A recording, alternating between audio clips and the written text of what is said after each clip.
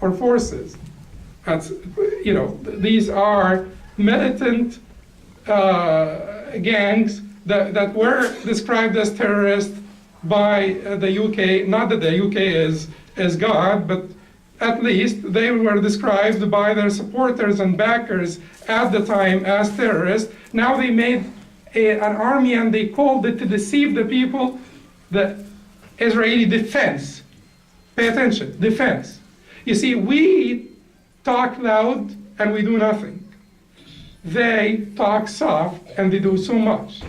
So now this army that keeps on attacking and assaulting the indigenous population and so on, they're called defense forces. There is no army that could commit more assault than this army in the 20th century, but they're called defense forces, and that's something that we should also learn. So now this is our responsibility to understand some of the history and to read and to try to memorize, to commit to memory some of the facts so that we can present our just cases in a way that is intelligible, so that we can gain supporters from people that have conscience regardless of their religious affiliation. Add this to supplication. And then the third part, I think you will have a fundraiser here after the Jum'ah, and there's another fundraiser tomorrow, January 3rd, 2009, which is happening at 6 p.m. At Blaine Community Center. So the financial support so that you do not feel too afraid. The people here in this masjid are quite responsible. You should be also responsible. The people who will collect this money tomorrow will be responsible. They will channel those funds that are raised through legitimate and legal organizations that are licensed to collect funds here in the United States and in other places as well, such as Islamic Relief Foundation, for instance, and the ICNA, Relief, etc. These are all legitimate and legal. No harm will reach you in any way if you donate to organizations that are licensed to collect funds here and that are legal. So you need to do this, and if you could not do this at one point, you could always catch up and do it online afterwards. This is a brief short-term plan for people like us who live in the West, who do not have the ability to do anymore. And also would be unwise of them to do anymore. For the people of Egypt and Jordan and Saudi Arabia and those places, I think their short-term plan should be bigger than this.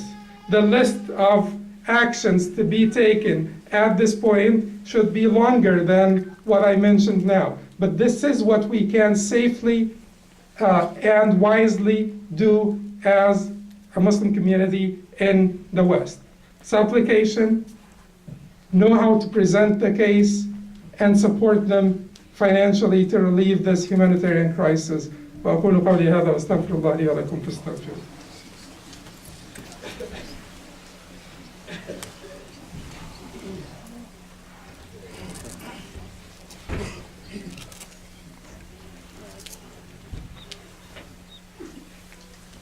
الحمد لله وكفى وسلام وصلاة على عباده الذين اصطفى ثم أما بعد. To proceed.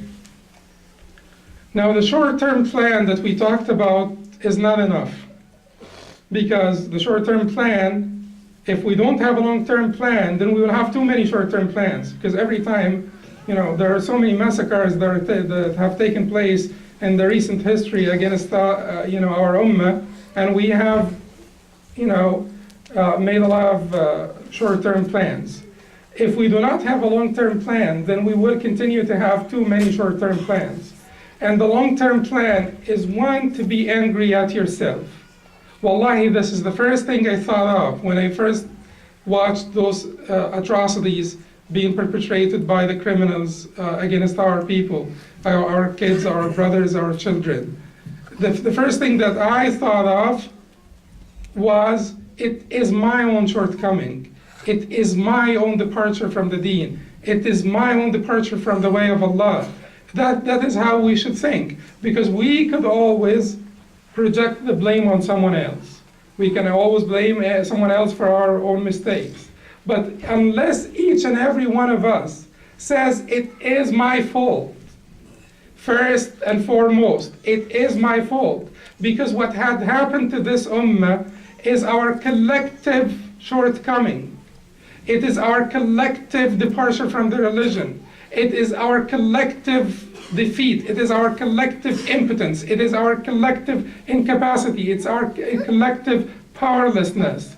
It is our collective معصية. ما نزل بلاء إلا بمعصية ولا رفع إلا بتوبة. Bala comes with معصية, and it's lifted by tawbah, by repentance. So it is mine and yours in the first place. And don't keep on looking outside of you. Don't keep on looking at, the Egyptian government. Yes, this is not to acquit anyone from their mistakes or crimes or shameful acts. This is not to acquit anyone.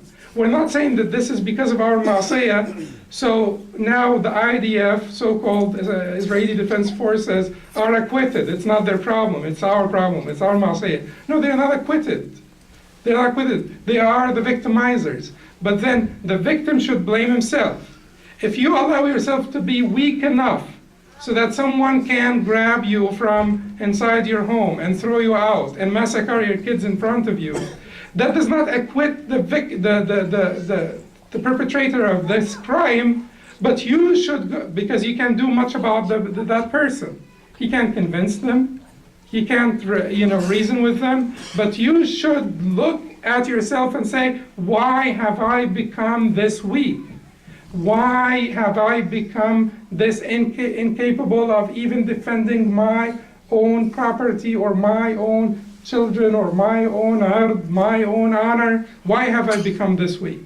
As an ummah, we have to first acknowledge that it is our individual and collective ma'asiyah that led us to where we are at this point. And then you should try to fix yourself. And you should try to fix the people who are around you. And I'm not going to talk in detail, certainly because we don't have the time to do this, but first, recognize that it is your fault. Second, try to learn how to fix it. There is so much injustice that happens between us Muslims that is quite shocking and surprising.